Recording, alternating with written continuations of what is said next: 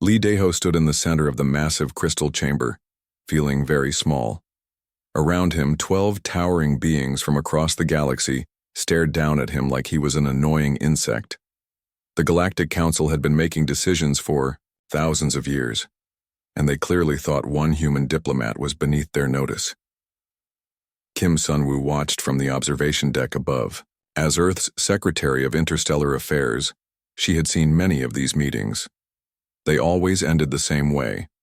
The Council would listen politely to human concerns, then vote against them. Today felt different, though. Today, Lee Daho carried new instructions from Earth. The current problem was simple enough. The Drakmor hegemony wanted 3 star systems that humans had legally colonized 50 years ago. The bug-like aliens claimed these systems were their traditional hunting grounds, even though no Drakmor had ever lived there. They wanted Earth to pay them massive amounts of money and leave immediately.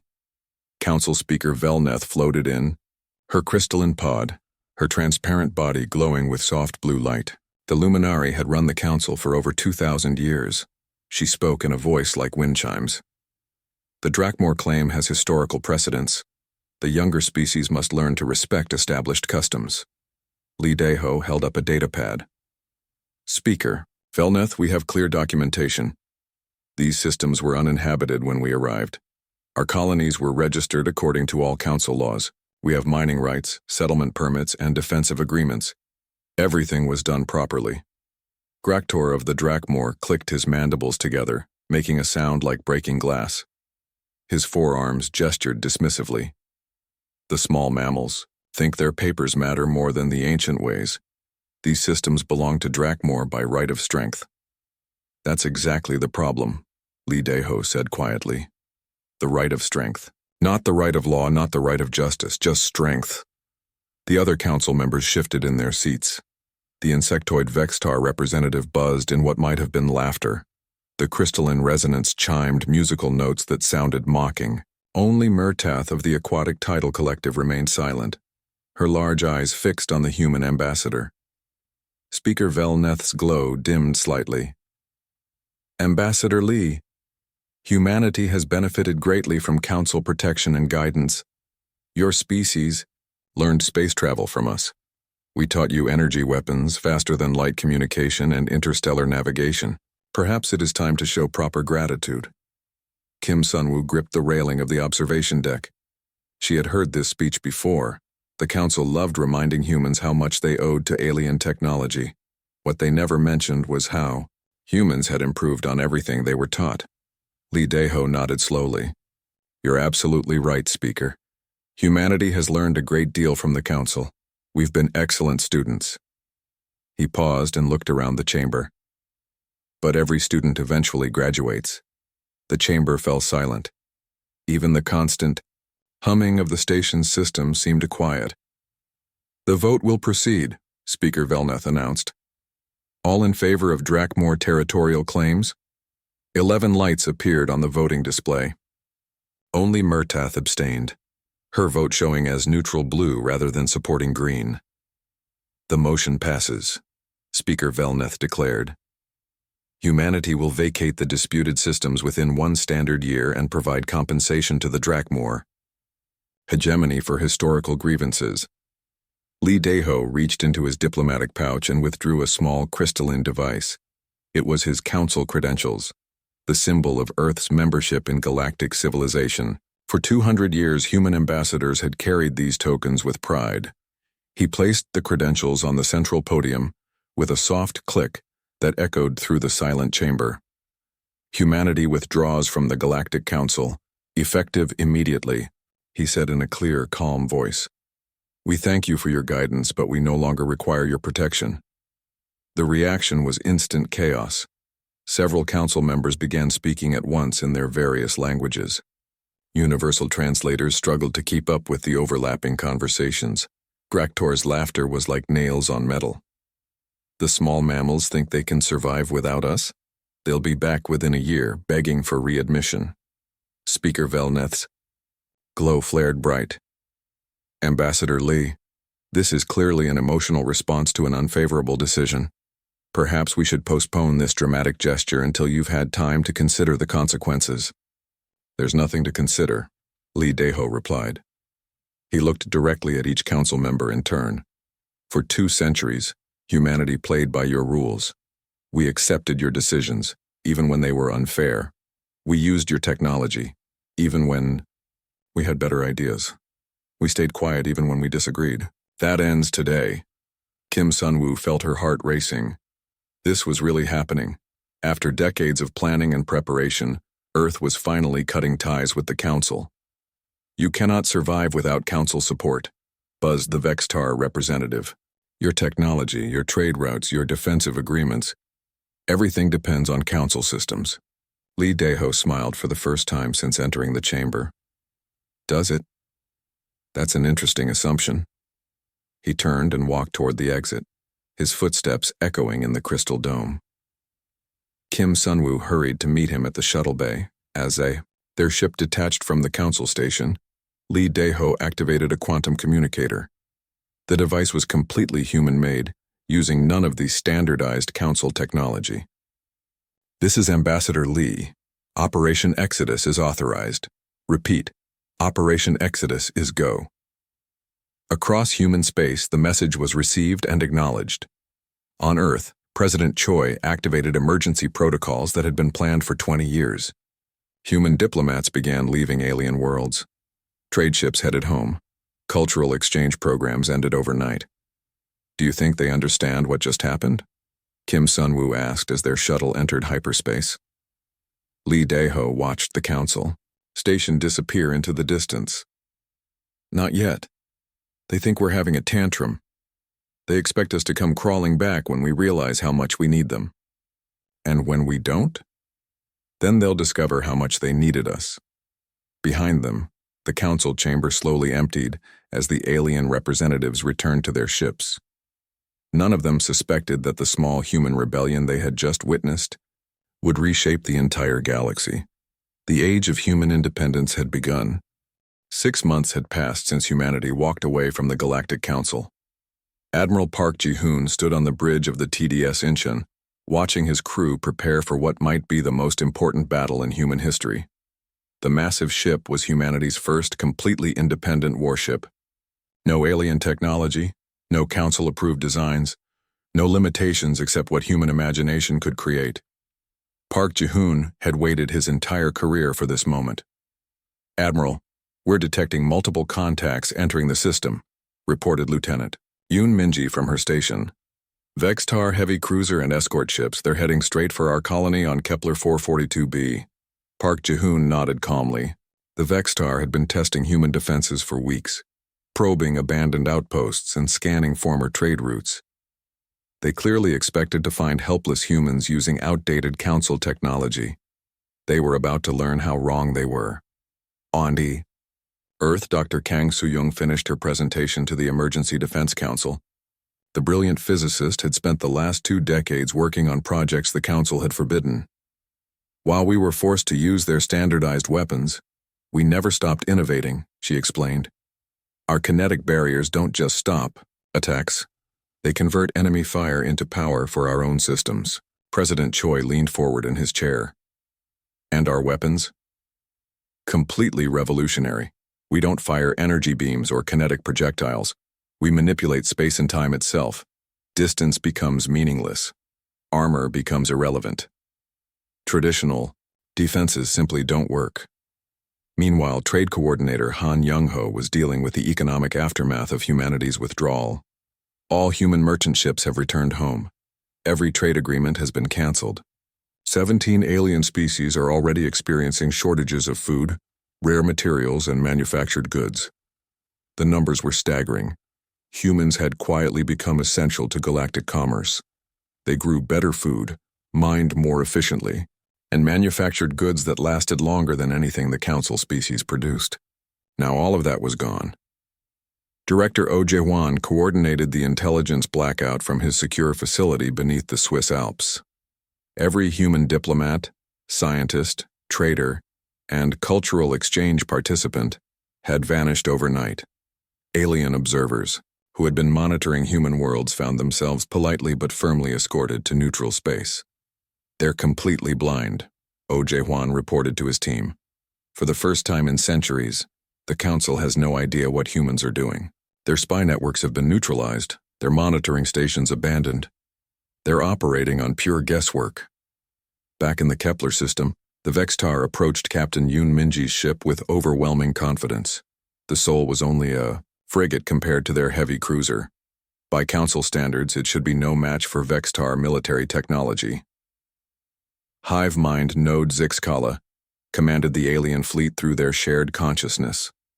The Vextar thought as one mind, controlling thousands of bodies. They had conquered dozens of worlds using superior numbers and coordinated attacks.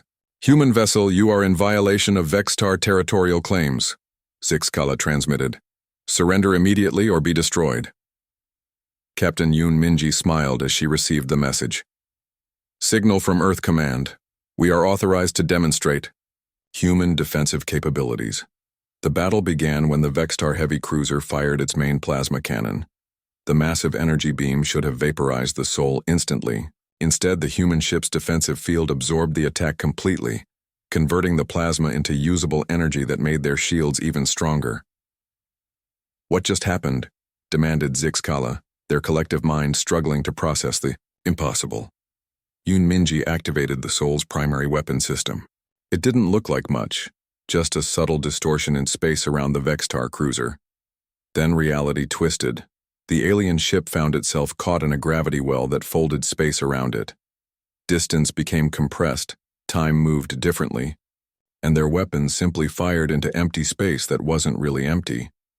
The Vextar tried to retreat, but their engines pushed them nowhere at all. "Engineering reports the enemy vessel is trapped in a localized space-time distortion," announced the Soul's tactical officer. "They can't move, can't fire effectively, and can't call for help." The entire engagement lasted 4 minutes and 37 seconds. The Vextar heavy cruiser was reduced to expanding plasma clouds. Its escort ships tried to flee, but found their navigation systems confused by the same reality-warping technology that had destroyed their flagship. Captain Yoon Minji opened a communication channel to the surviving Vextar ships. "This is Captain Yoon of the Terran defense ship Soul. You are free to leave the system immediately. Any further aggressive actions will be met with appropriate responses."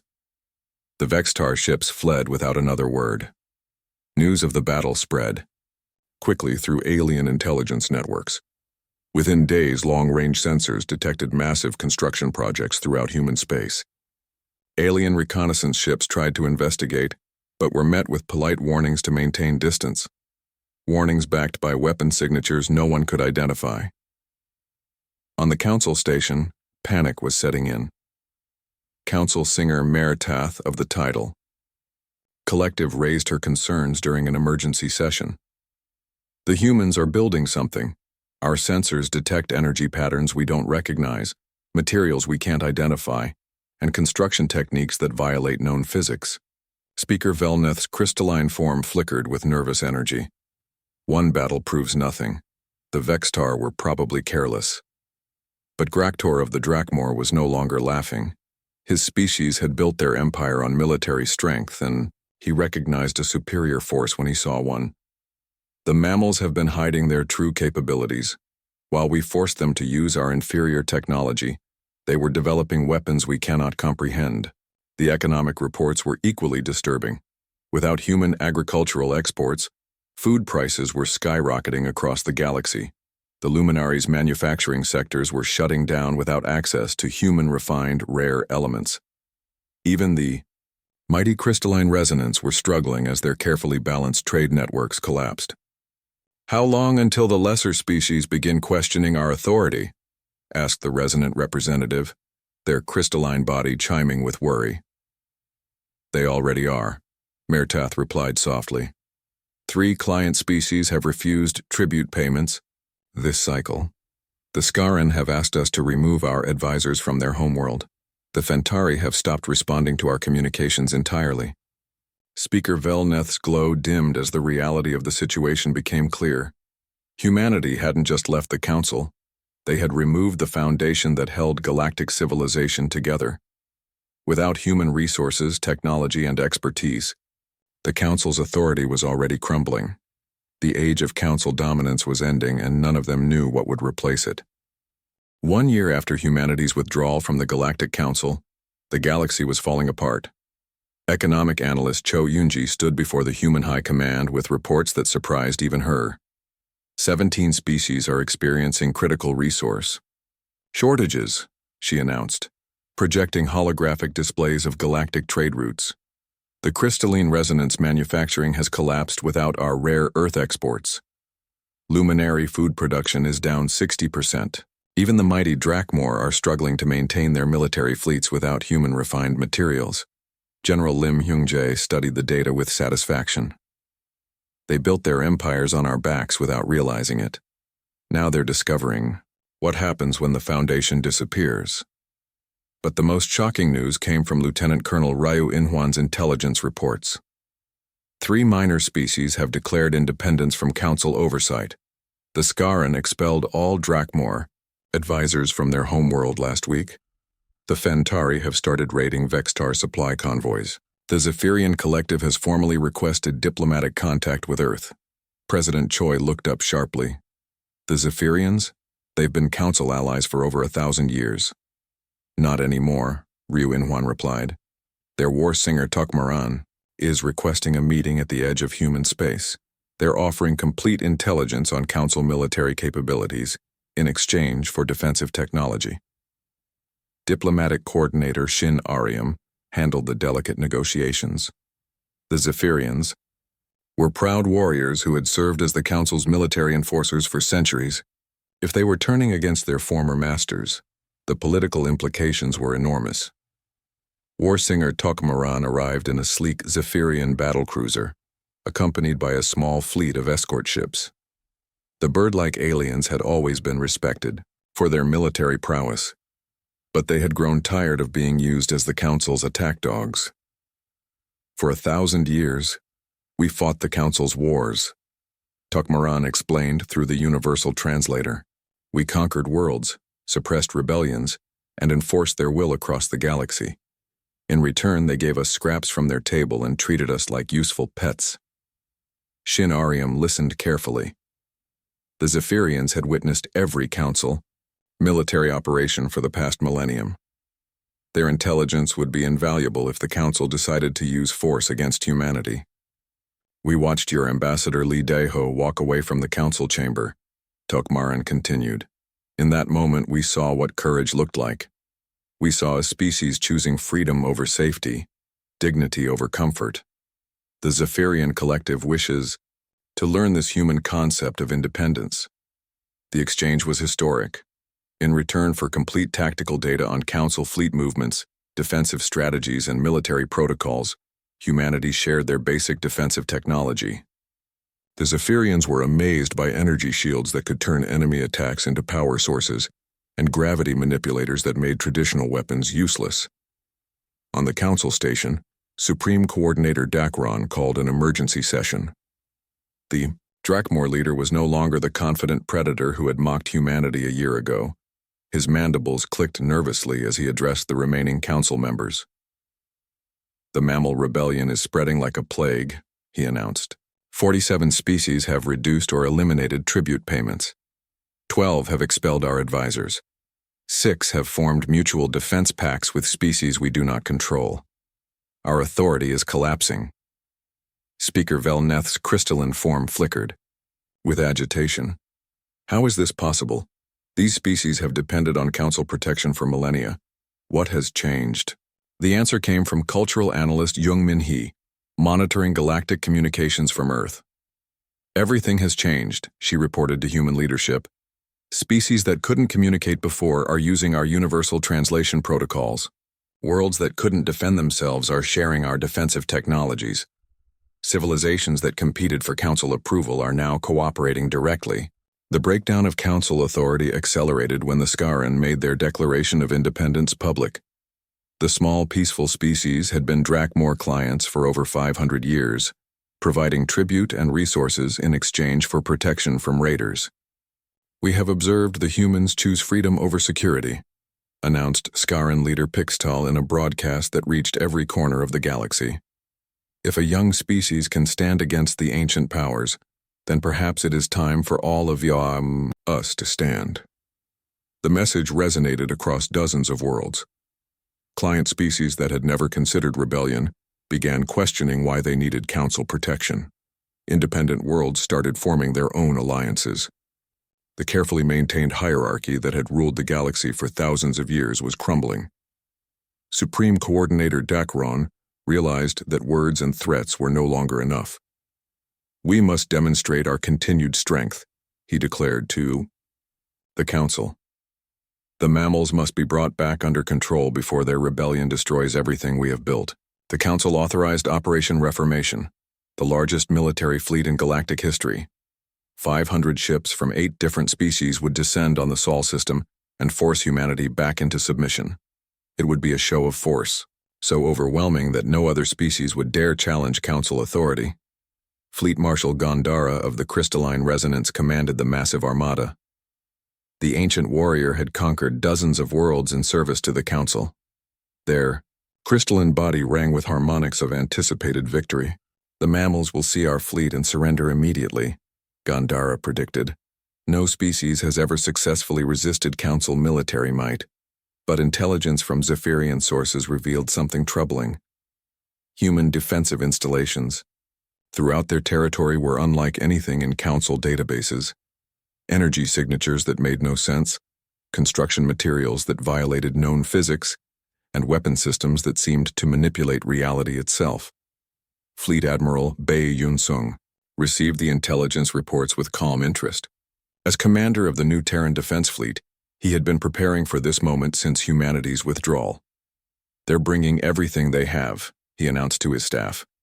500 ships representing the combined military might of the galaxy's most powerful species. "Our orders, sir?" asked his aide. Bai Junsung smiled as he looked at the tactical displays showing the approaching Council fleet. "They want to see what we've been building in isolation. It's time to show them why humanity survived long enough to reach the stars." The Council armada approached the Sol system with absolute confidence. Battle Commander Yexthor of the Vextar led the vanguard, expecting to find desperate humans ready to surrender rather than face annihilation. Instead, they found something that would change the galaxy forever. The greatest demonstration of power in galactic history was about to begin, and it would not go the way the Council expected. The Council armada dropped out of hyperspace at the edge of the Sol system, 500 ships strong and ready for war. Battle Commander Yexthor of the Vextar scanned the area, expecting to find massive human fleets defending their homeworld. Instead, he found nothing but empty space and a single human ship. The vessel was sleek and small, barely larger than a Council frigate. It drifted motionless near Pluto's orbit, looking completely insignificant compared to the massive fleet bearing down on it. Yexthor's collective consciousness buzzed with confusion. "Where are their defenses?" demanded Fleet Marshal Gandara, their crystalline body chiming with frustration. "Where are their battleships, their weapon platforms, their defensive fleets?" Captain Moon Chanwu sat calmly in the command chair of the TDS Busan, watching his tactical displays. His crew of 30 operated the most advanced technology humanity had ever created. "Signal from Earth Control," reported Communications Officer Nam Jiwon. "Operation Revelation is authorized." The demonstration began simply. Moon Chanwu activated the Busan's primary defensive system, and space around the ship changed.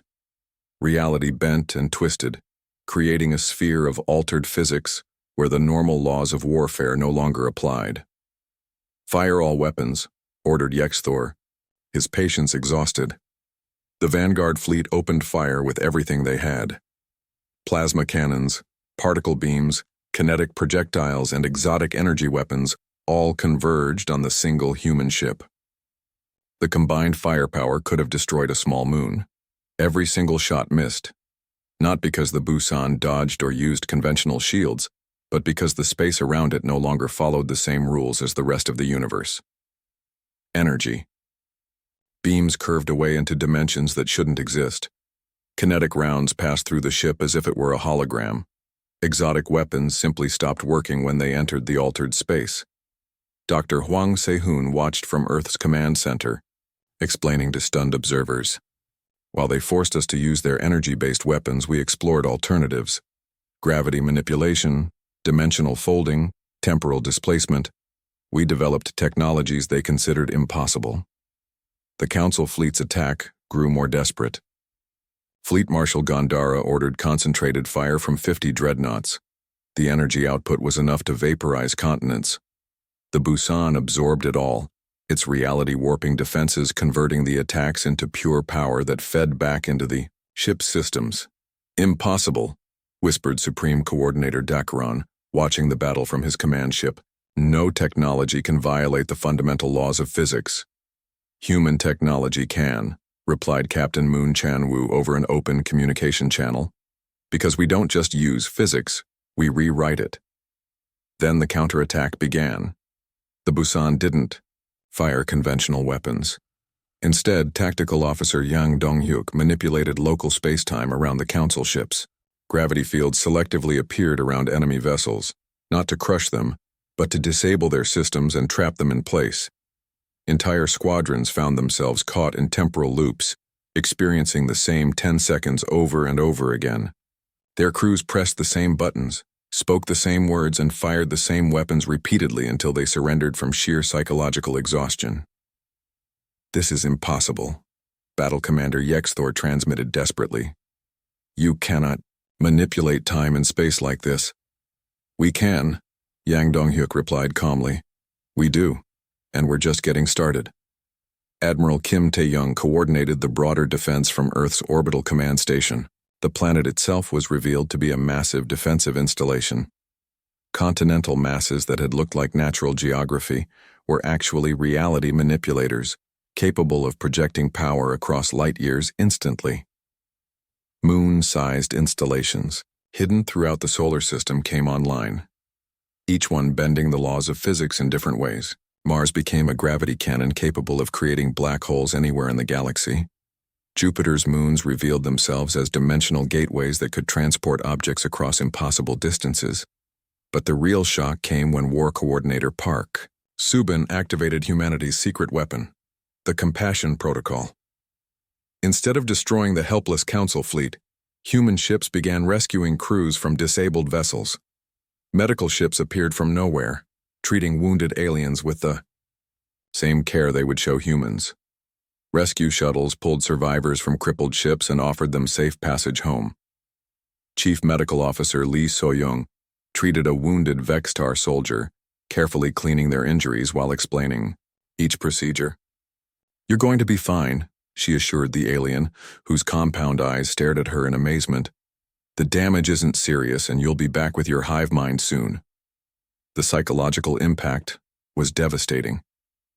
Across the galaxy, billions of beings watched the battle unfold through intercepted communications. They saw the mighty Council fleet helplessly disabled by incomprehensible human technology.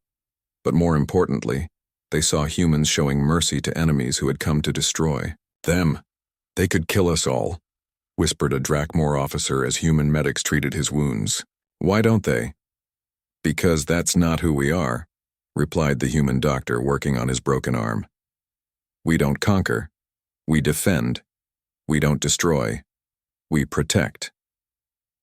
Cultural analyst Young Min-hee monitored galactic communications from Earth, watching the real-time impact of the demonstration. 47 species are openly questioning Council leadership. The Skaran are calling us the star-touched ones who show mercy. The Fentari have adopted human diplomatic customs. Even some Council member species are having internal debates about their continued allegiance. The battle, if it could be called, that lasted less than 2 hours. Not a single human ship was damaged. Not a single Council vessel was destroyed. But the political implications would reshape the galaxy forever. Supreme Coordinator Dakaran stared at his disabled fleet in stunned silence. For the first time in his species' recorded history, a Drakmor considered the possibility that there might be something more powerful than superior firepower. "What do you want from us?" he transmitted to the human fleet. Captain Moon Chanwoo's response was simple. We want you to go home. Think about what you've seen today. Ask yourselves whether the old ways of doing things are really working. As the Council fleet limped away from the Sol system, many alien commanders were already asking themselves difficult questions. They had seen power beyond their comprehension used with restraint, beyond their understanding. They had witnessed strength coupled with mercy, technology guided by wisdom. The demonstration was over, but its effects were just beginning. Across the galaxy, the age of Council dominance was ending, and something new was about to take its place. 2 years had passed since humanity's demonstration in the Sol system changed everything. President Choi Kyung-min stood before the First Interstellar Freedom Assembly, looking out at representatives from 67 species gathered aboard the Station Unity, orbiting Earth. The massive station had been built using revolutionary human construction techniques that completed projects in weeks rather than decades. Where the old Council station was cold crystal and metal, Unity was warm and welcoming, with gardens, art galleries, and meeting spaces designed for dozens of different alien physiologies. 2 years ago, humanity walked away from a system that valued power over justice. President Choi began his address. Today, we gather not as rulers and subjects, but as equals working toward a better future for all. The old Galactic Council was now a shadow of its former self. Only 4 of the original 12 species remained, clinging to rapidly diminishing authority. Former Speaker Velneth had been replaced by younger luminary leaders who spoke of adaptation to changing galactic realities. Trade Minister John Sung-ho reported the economic transformation. The Free Trade Compact now includes 71 species. Universal Translator Protocol has made communication seamless across the galaxy. The Emergency Food Distribution Network has ended hunger on 14 worlds that were struggling under the old tribute system. But the changes ran much deeper than politics and economics. Xenosociologist Dr. Song Yuna had documented a complete cultural revolution across the galaxy. Species that hadn't communicated in millennia are now collaborating on joint projects. The warrior Zephyrians are teaching art to the crystalline resonance. Vextar drones are learning about individual identity from Skaren philosophers. Admiral Park Ji-hoon, now commanding the Interstellar Defense Alliance, maintained peace with a completely different approach to military power. Our fleets don't occupy territory or demand tribute, he explained to new allied commanders. We respond to threats against freedom, then we go home. Every world that joins the alliance keeps its independence and makes its own decisions. The transformation wasn't without challenges. Intelligence Director Yu Sang-min warned of emerging threats during a classified briefing. The Void Devourers are probing our outer borders. The machine intelligence called the Network sees our political changes as an opportunity to expand. Some Council loyalists are trying to form a shadow government. General An Min-jung coordinated responses with characteristic human efficiency. Where the old Council would have demanded mass mobilization and resource tribute from member worlds, the Alliance asked for voluntary cooperation and shared all defensive technologies freely. Every species contributes what they can and receives what they need, she explained to new Alliance members. The Zephyrians provide military expertise, the Skaren offer diplomatic skills, the Tidal Collective shares environmental technology. Nobody is forced to give more than they can spare. The most dramatic moment came when the surviving Council species made a formal request to join the new alliance. Former Supreme Coordinator Dacron, now simply Coordinator Dacron, stood before the assembly in a moment that would have been unthinkable just years before. We have learned painful lessons, he admitted, his voice carrying through universal translators to every corner of the station. We believed that strength without wisdom, authority without compassion, and order without freedom created stability. Instead, we created only stagnation and resentment. The proud Drakmor leader, whose species had ruled through fear for thousands of years, humbled himself before the assembly. We request instruction in these human concepts. We wish to learn cooperation instead of domination, growth instead of control, hope instead of fear. Ambassador Kim Soo-min, who had replaced Lee Dae-ho as humanity's primary diplomatic representative, delivered the assembly's response. The alliance has no subjects, only partners, no client species, only allies. We welcome any who choose cooperation over domination, growth over stagnation, and hope over fear. The integration wasn't immediate or easy. Species that had been enemies for millennia had to learn to work together. The Drakmor struggled with concepts like voluntary cooperation and peaceful conflict resolution. The Luminari had difficulty accepting that their ancient wisdom wasn't automatically superior to newer ideas, but gradually, it worked. Human diplomatic techniques, refined over centuries of managing diverse cultures on Earth, helped alien species find common ground. Advanced human technology was shared freely, but always with education and support to help others understand and improve upon it. Cultural liaison Song Hae-young documented the changes in her daily reports. We're seeing the emergence of a truly galactic civilization for the first time. Not one species dominating others, but all species contributing their unique strengths to solve common problems. The final test came when an external threat emerged.